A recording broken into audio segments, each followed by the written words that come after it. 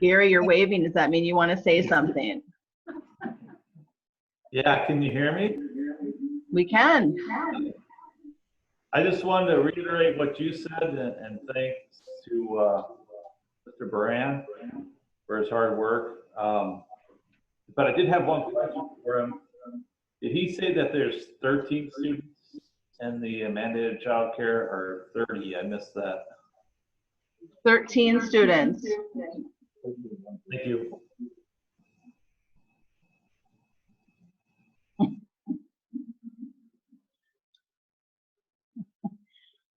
All right.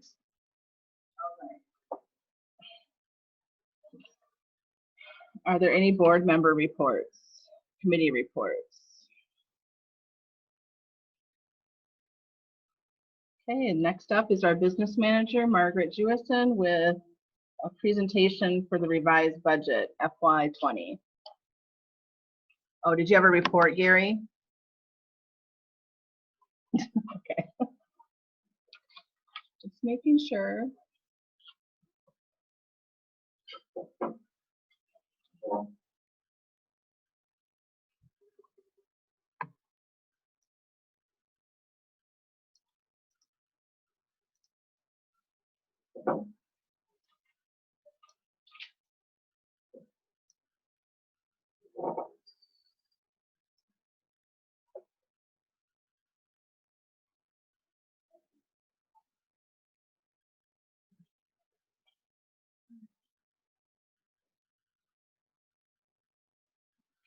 So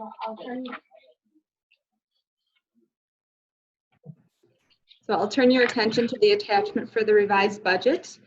I think you can get it on the screen here. So this is a result of lots of changes going into it over the last couple of months. So 10 days ago when everything changed, most things were already done here as far as looking at what our staffing had been like in transportation during that transition between transportation supervisors, just insurance for new staff. Usually when we have a new hire coming in, we'll put in an average dollar amount for maybe health insurance and starting step and lane. So just getting all those trued up to the actual things. So this won't reflect any of these big changes that we have from going to distance learning, losing revenue that we're going to lose in food service from not serving the number of meals that we were serving before. This is really, if the year continued on without the closure, this is what we would expect the year to look like. So really, if you look to page,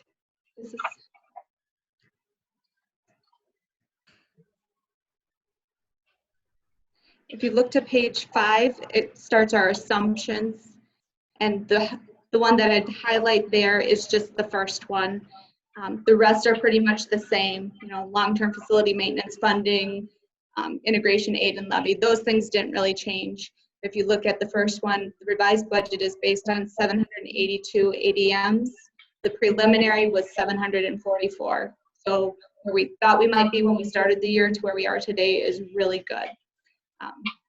Where we are today is really good compared to where we started the year. The other thing that I'll point out, and this is all available on the attachment on board books, so I'm going to kind of skim through it, but it's all available if someone wants to read it. On the expense side, as I said, we went through and changed everything to the actual staff patterns, things like the Dean of Student changing and Ms. Landry filling that position in the fall. But it does not reflect anything for salary and wage increases for staff. And so just a reminder that that's about $83,000 of expense for every 1% of contract. When we look at where we're at, revenues to expense, that would be $83,000 decreased in our ending fund balance for every 1% of the contract. And then on the top of page 6, we talk about the days of operational cost. As it's written right now, it's about 75 days. Each 1% equals about 3.5 days. So you can, 3% would put about 10.5 days lower. So it'd be just between 64, 65 days, just to give you an idea when those things happen and are reflected in the actual expenditures. So then if we return back to the second page, this gives us all of our fund balance detail.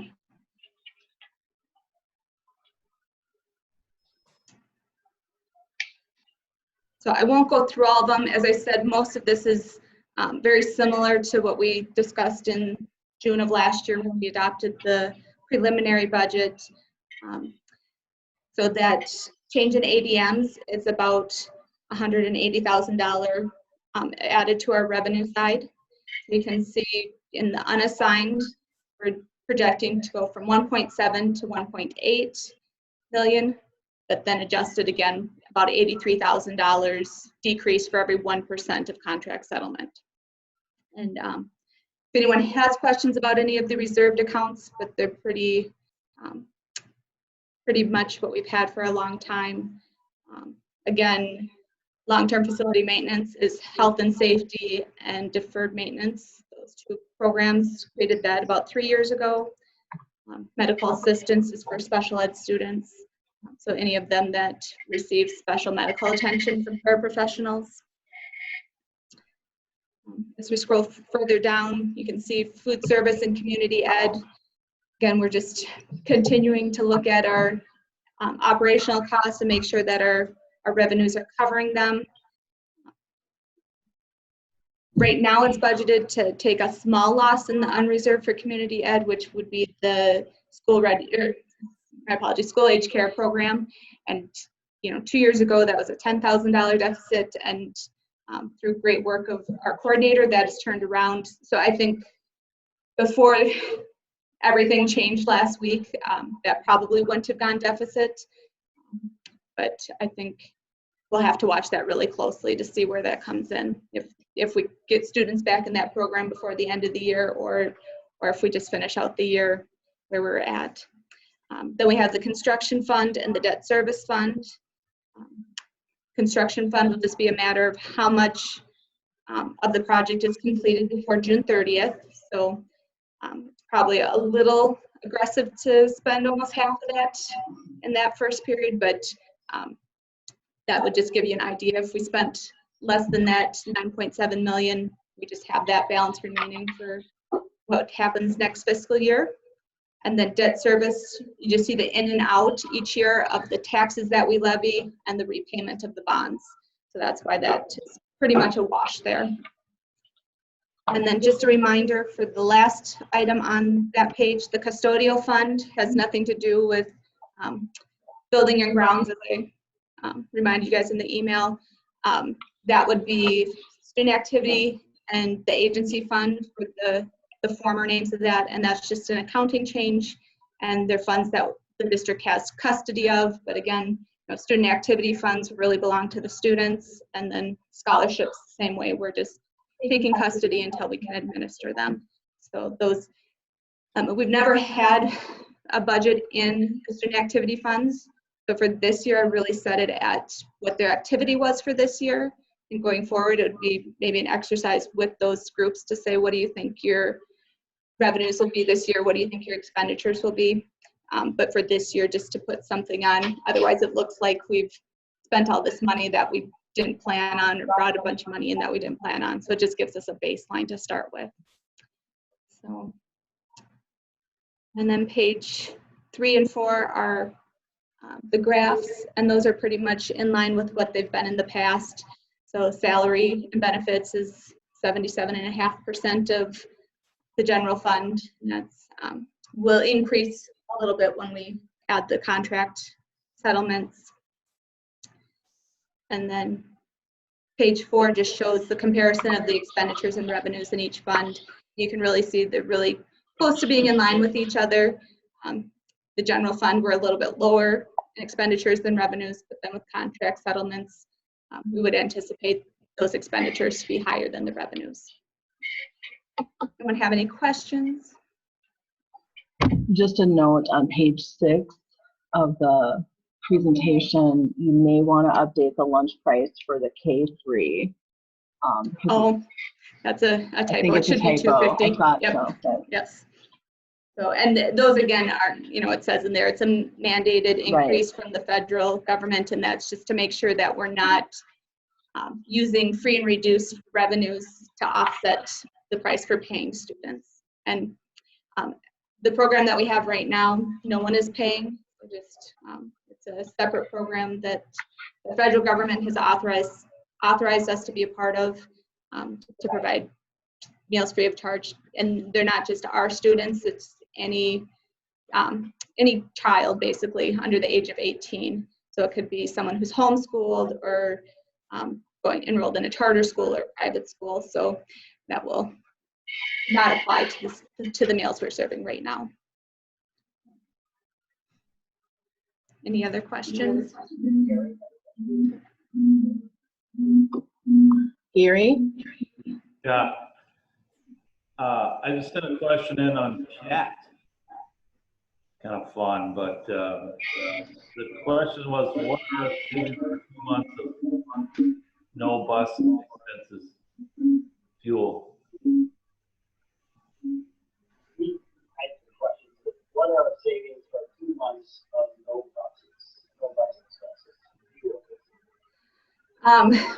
That's really hard to identify because at the end of the year, we take our total miles and then we're dividing that amongst everything that we travel, all our transportation expenses, which includes our mechanic expense. So our cost per mile actually goes up.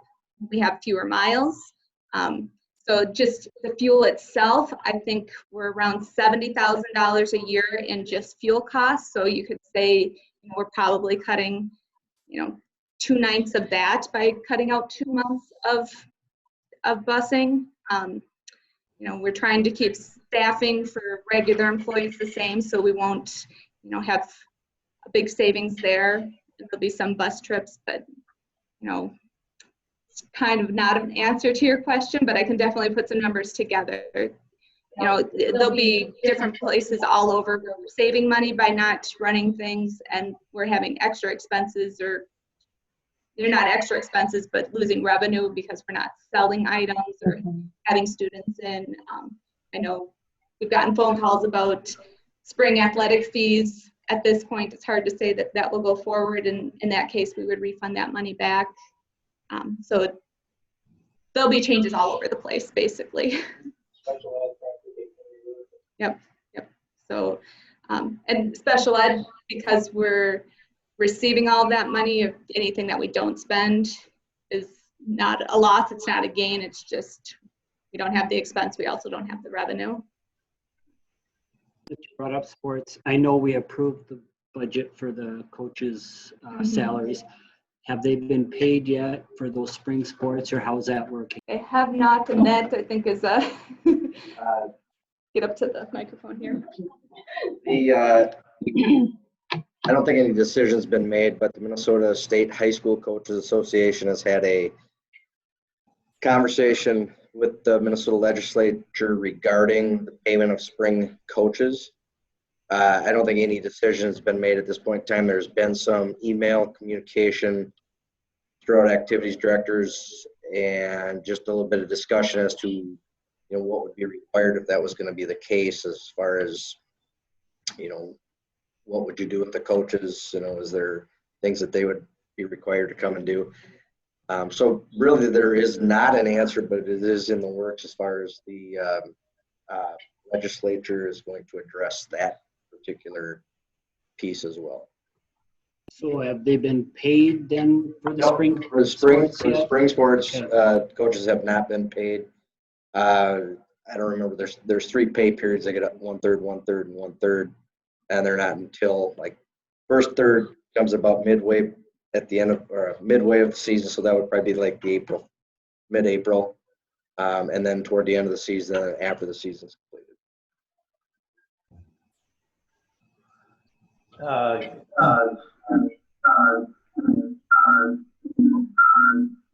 Is that Gary? Yeah. You get a little kickback, but I don't see him on my screen, so it's hard to can you hear me? it might be good to get some sort of report back on the income lost and gained from not having school for 2 months.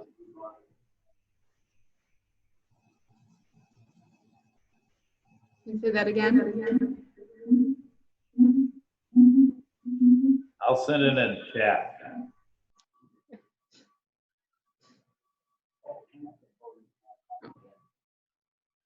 I'm going to turn off the podium, Gary, and then have you ask again.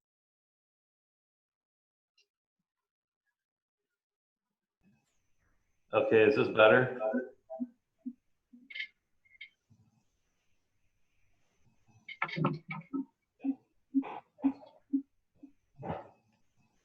Never Can mind. you hear us, Gary? Okay, go ahead with your question. Never mind. I'm sorry, I have to laugh there because it was like this echoey thing. Sounded like you were underwater, yeah.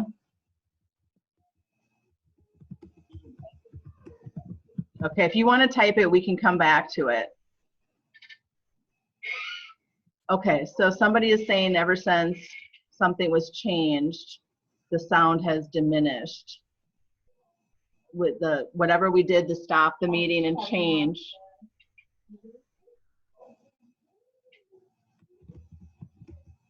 Someone just texted me. Or texted us. Right, we're all muted now.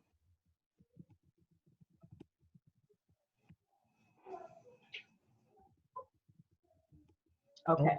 I hear Gary really Oh, well. now Dan's talking.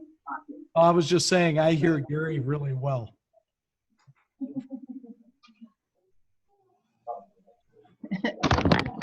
Maybe you, no, I won't have you speak for him, but. Any other questions by anybody here present regarding those revised budgets? It looks like we do need to take action on that budget, even though we know it's all going to be revised again after the last few weeks, but is there a motion to approve the FY20? So moved. Okay, so we have Jay Schneider made the motion and Jeff Stangler seconded to approve the presentation and revised 2019-20 budget as presented by Margaret Jewison. Any further questions or comments? Okay, then we'll do a roll call vote. Pam Baker, yes. Travis Bowman, Yes. Dan Houlihan, Yes. was Yes. that a yes? Okay, thank you. Gary Michael, Yes, yes, yes. Jay Schneider, Yeah. Jeff Stangler, and John Velishek. Yes. So we have 7 yes. The budget revised has been approved. All right. And we've all been waiting, I'm sure. I'm sure there's going to be a lot of exciting information here now. Joel is up with his report.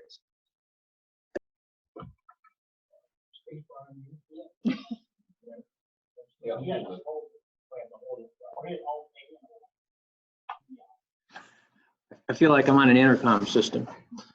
A couple things I'd like to point out. I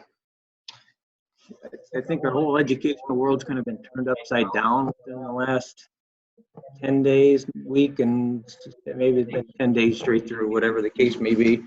One of the things that's come to the forefront through all, in my opinion, is this. I've watched our entire staff, and that means everyone in every area come together to do what's best for our kids.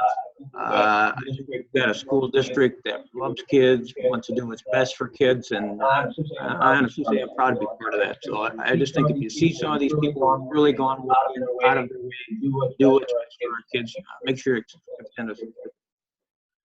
The other piece I have is just kind of informational. The other items we have are on the agenda with their own separate topic, but today I was to have a meeting to get the new medical insurance rates, and what came back was obviously the meeting was canceled. I will not know those now until April 8th.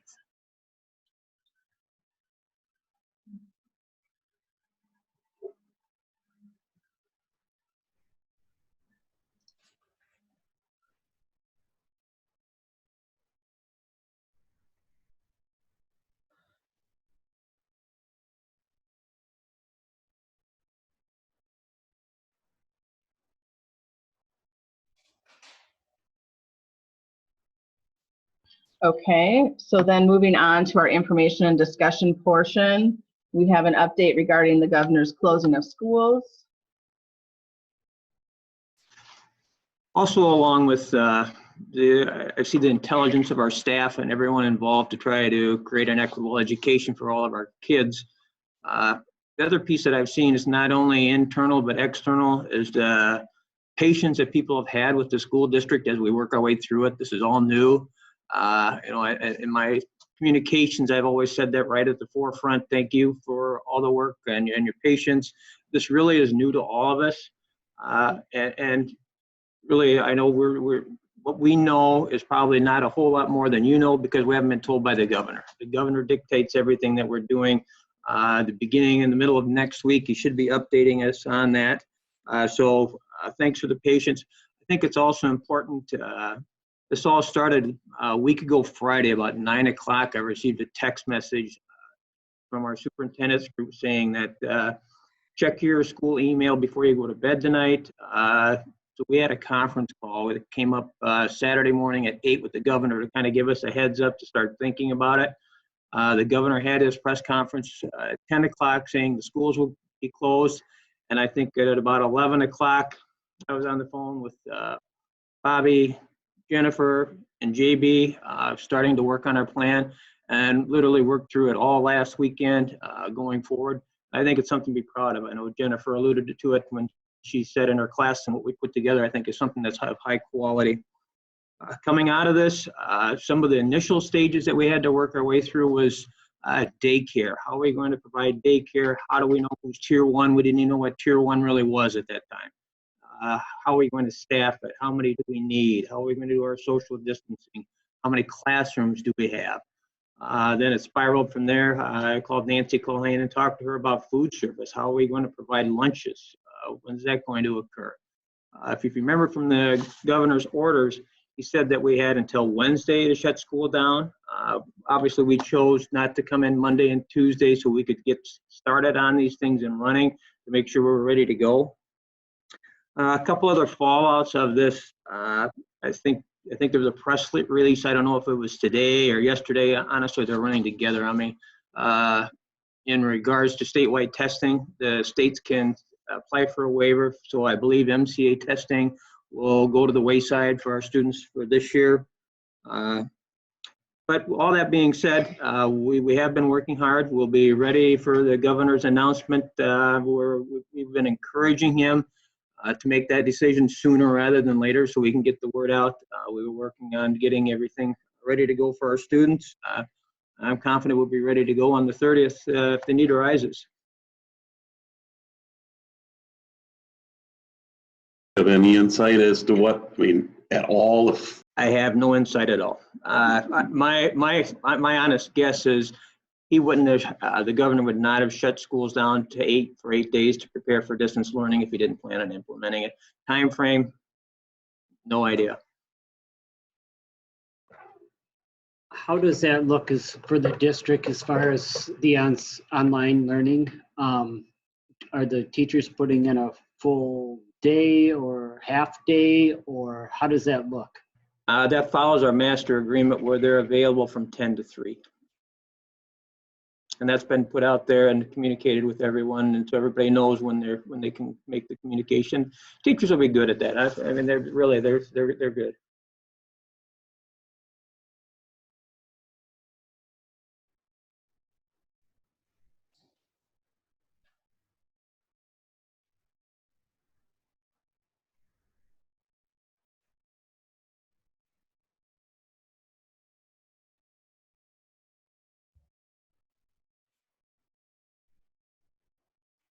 Ann is muted. And just to provide clarification on that, the governor ordered schools not to provide education during this time frame, so we were not to do any direct instruction or online instruction during when he ordered the shutdown until May or March 30th, rather, if need be.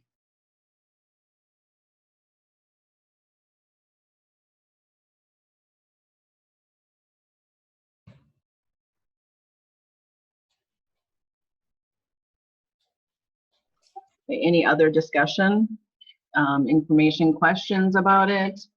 I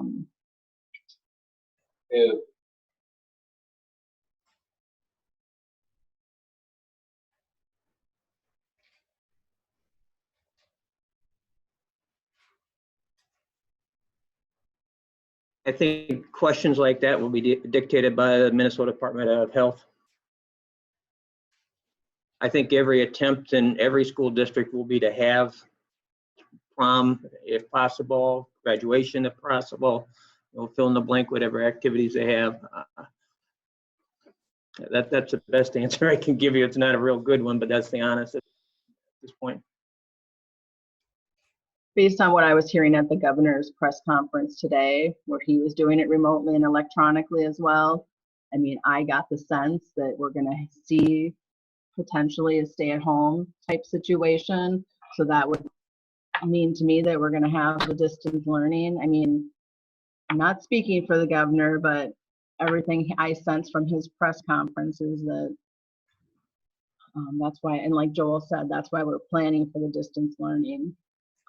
From a technology standpoint, I mean, is there a change, or have we had to incur some additional expenses? Did we have to buy additional Chromebooks? Are we certain? I mean, I've heard rumor that Chromebooks are going to be distributed to different grades. Now there So is far, nothing additional. Okay. there is supposed Dan. to be some outside funding made available at some point. At least that's what the rumor that floats around seems to be. And I was just going to mention that as far as the state university system, we're canceled all the way out till the summertime already. So I wouldn't plan on doing too many of those activities. I think we'll know more when we get to our study session. We could sit here and ponder all evening what might happen, but I hopefully will have more idea of what will occur once we get to April 9th in our next work session. And daily, the Department of Education holds a district or statewide call with superintendents every day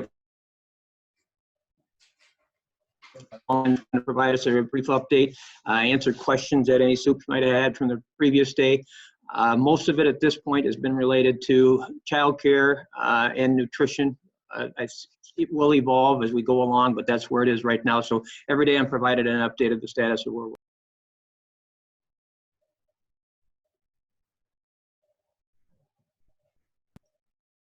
Okay, last call for any COVID-19 WEM school district questions. Okay, then we'll move along to a building construction update. Just a couple items here. We did have the interior designer was down here last Wednesday, had not been in the building to take a walkthrough to come up with some ideas. Going to get some ideas as far as color patterns and put them together and bring them back. Something that you absolutely do not want me involved with. At the same time, along with the process, we have this upcoming summer is our asbestos abatement. We are going to have a pre-bid walkthrough tomorrow to take a look at the buildings and the scope of the project so we can put that out for bids. And should have that back, I'm hoping probably by the end of May so we can begin work right away, or maybe April if possible. If this is, if we do shut down and do online learning, is there parts of the project that we can get started a little sooner in different areas? I would assume we floated that idea already out there with the construction management team and the engineers and architects.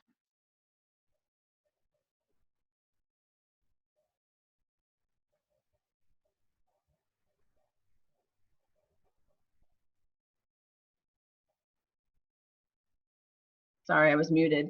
Dan and Gary, you're good? Okay. Any other questions related to the building project? Okay, then we'll move along to the 2021 financial considerations budget discussion.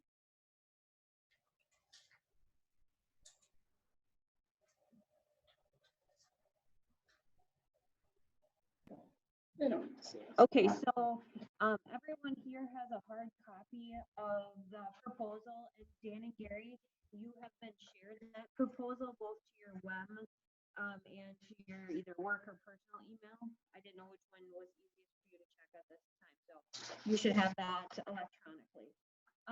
This budget proposal really started since the last time we met, and it's been a work in process almost every day. I've looked at this, and I can't hear anything. and with Jeff's considerations too, we've spent a lot of time going through possibilities, spent a lot of time looking at different ways we can be more efficient in the district, and how can we have the least amount of disruption for everyone. That was really our main goal as we talked about the last time we met. So we'll just walk you through this proposal.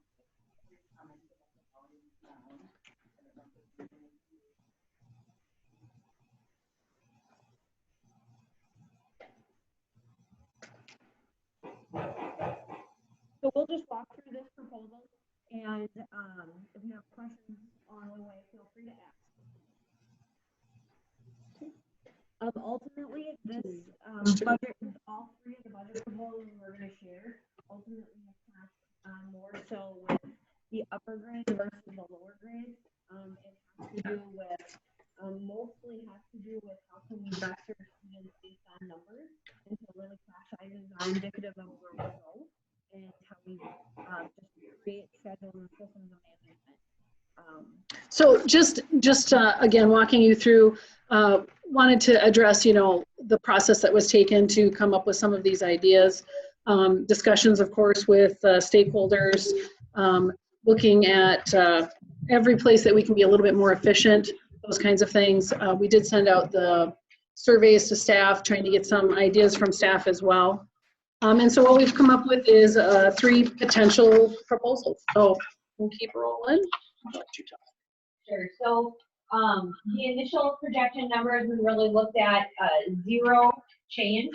And in that 0 change, these were, this was a spreadsheet calculation that was shared to you in previous meetings.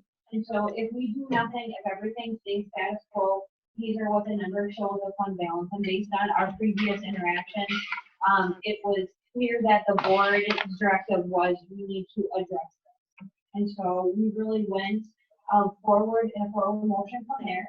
And the next thing we looked at was addressing either a reduction of $40,000.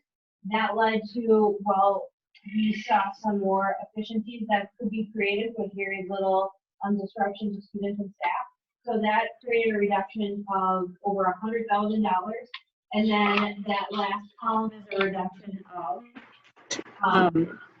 around $200,000. So that reduction of $40,000 was the payroll savings that you all are aware of. And then the second one, I believe it was in February meeting, Ms. Reiter brought forth that currently we have a custodian staff in the cafeteria in Waterville, and that pay is being taken out of general fund, correct? And really because they're assigned to the cafeteria, that should be taken from food service from the payroll standpoint. So it's just basically a shift in dollars of where that money is coming from. So that was a reduction of $40,000. Then we went to the reduction of to $110,000, and that included some Title I reallocation of dollars and shifting internally, and it also eliminated a long-term sub position, a classroom teacher. Right now, with Miss Landry out of the classroom, we needed to fill with a long-term sub, so we're looking at doing some amendment with that. And then the elimination of overloads. So we had some overloads at the high school and one overload at Morristown. So by looking at licensure and looking at some staffing, we believe we're able to eliminate those overloads. Okay. And so essentially that just being efficient, not looking at we're not reducing programming here. We're really keeping things status quo, making sure that we're offering unique opportunities for students across the spectrum. And then lastly, our third column is a reduction of approximately $200,000. So it includes all of the previous deductions, or reductions rather, and then including a decrease in paraprofessional staff by 1, and a reduction of an out-of-field staff member.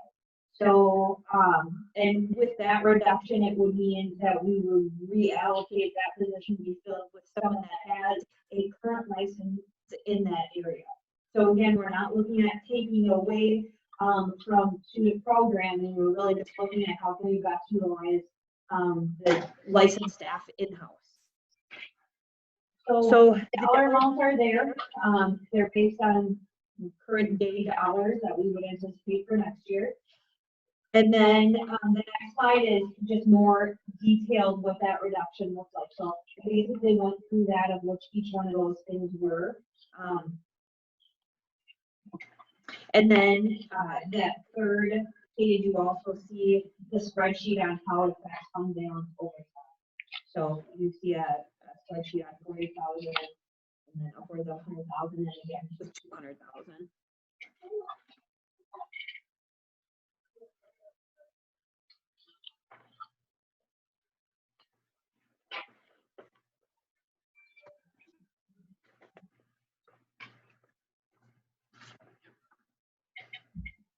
So I guess that gets us to kind of future or further considerations, things to take into account that we'll take into account. Of course, studying Phi-Ed scheduling for all grades, focusing on Morristown, study block scheduling for specialists, also reviewing special ed student needs and caseloads, and then studying options for the music department, shared staffing, and looking for ways to be a little more efficient with coverage and eliminating some travel if possible, those kinds of things.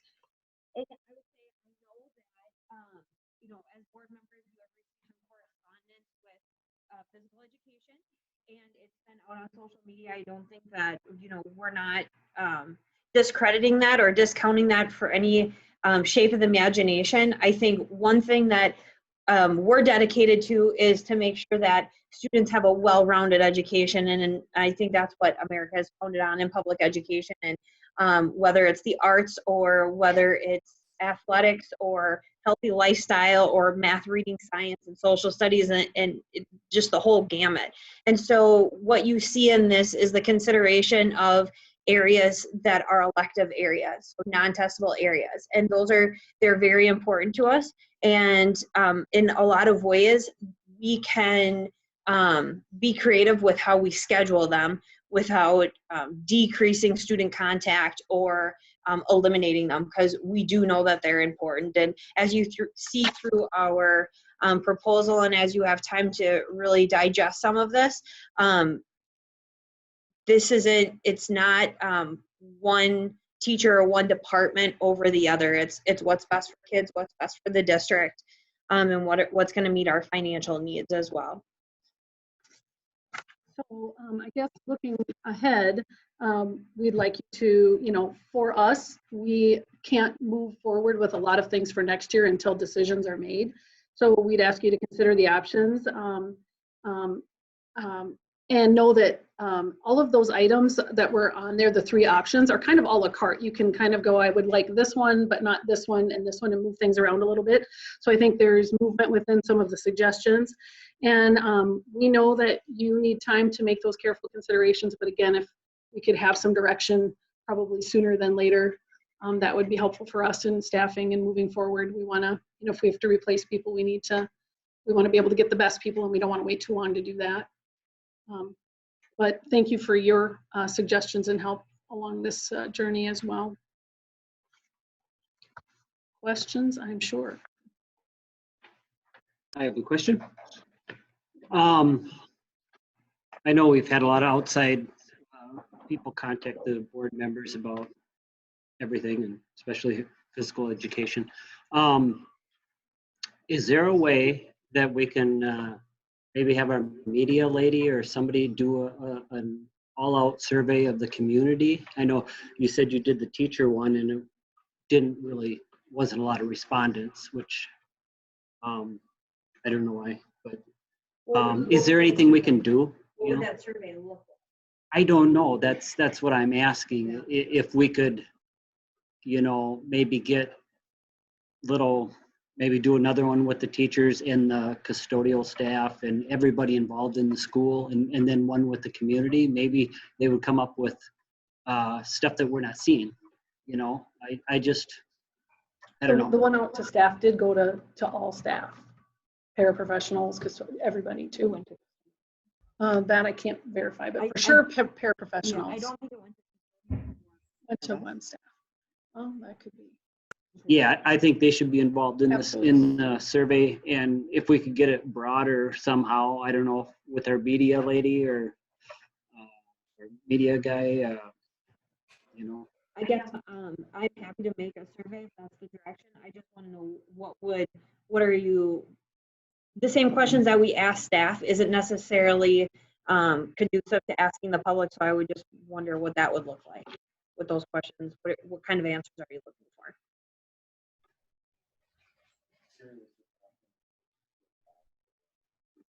Oh, sure.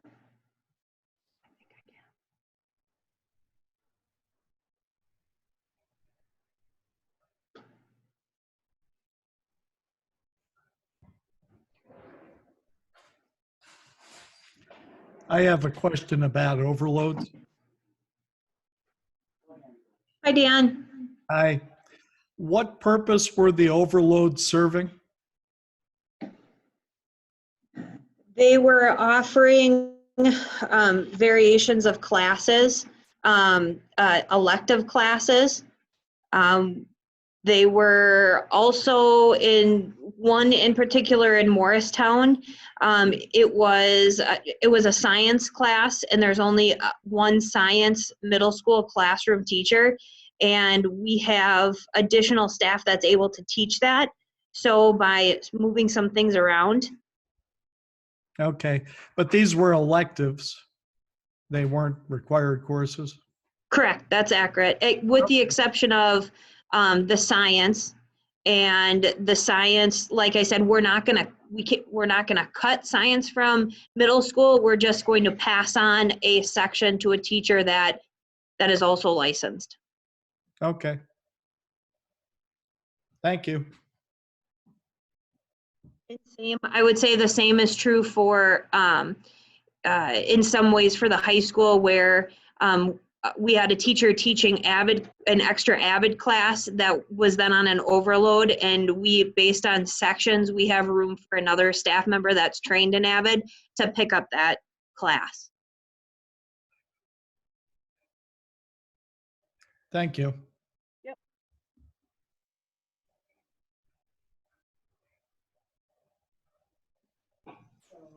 This is Gary. What is the LTS, that long-term sub or something?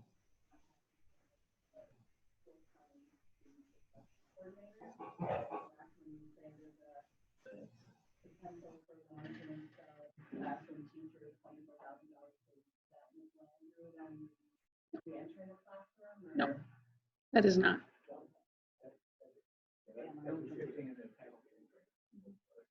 That's a shifting in one of our other programs.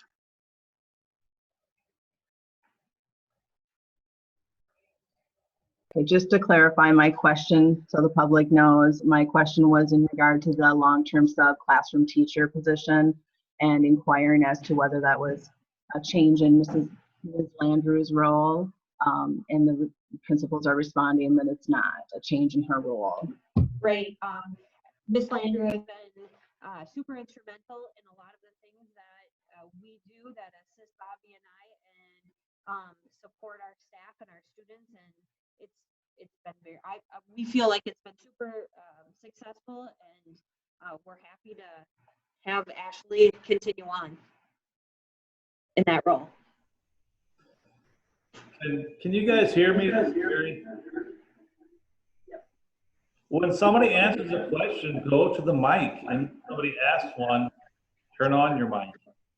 The people out here can't. Is ours on? Oh, is he talking about? Gary, Pam asked if she wanted to clarify that Ms. Landrew was going to be in the student success role again, and yes, she is. Gary, did you hear Bobby or Ms. Jennifer? I did. The key is that they go to the mic when answering a question. Whoever's talking has to turn their mic. I don't think Pam's mic is picking it up for her, so sorry about that.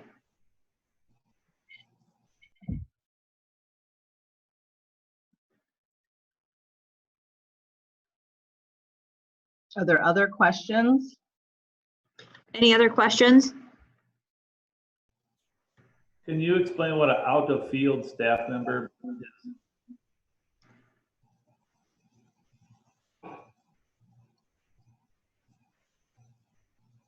Is it Gary? What's an out-of-field staff member? It's a person who has a teacher's license that is not licensed in a specific area, but received an out-of-field permission from Pelsby to teach that particular content area. How does that save us money? So in other words, we're reducing the teacher. So again, it's a lot like we're looking at all of our licensed staff areas, and when we have room and schedules, we can fill their schedules up to a 1.0 and cover the areas of need. And again, a lot of this is driven on class sizes and specific building needs. What about their, what do you call that time when they're preparing things? We're not cutting that, are we? No, we can't. It's contractual. Thank you.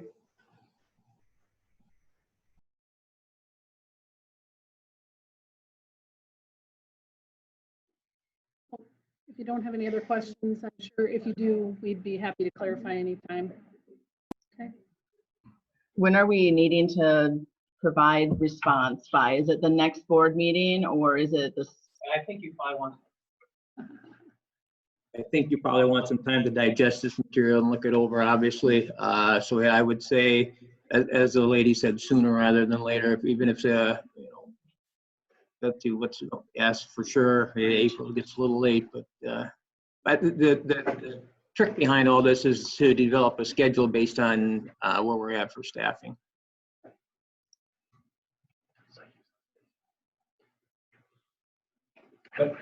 But it could certainly be, talked about at our work session, and at least maybe, I know no decisions are made, but there could be a little general feel as to the direction, so at least some framework can be developed.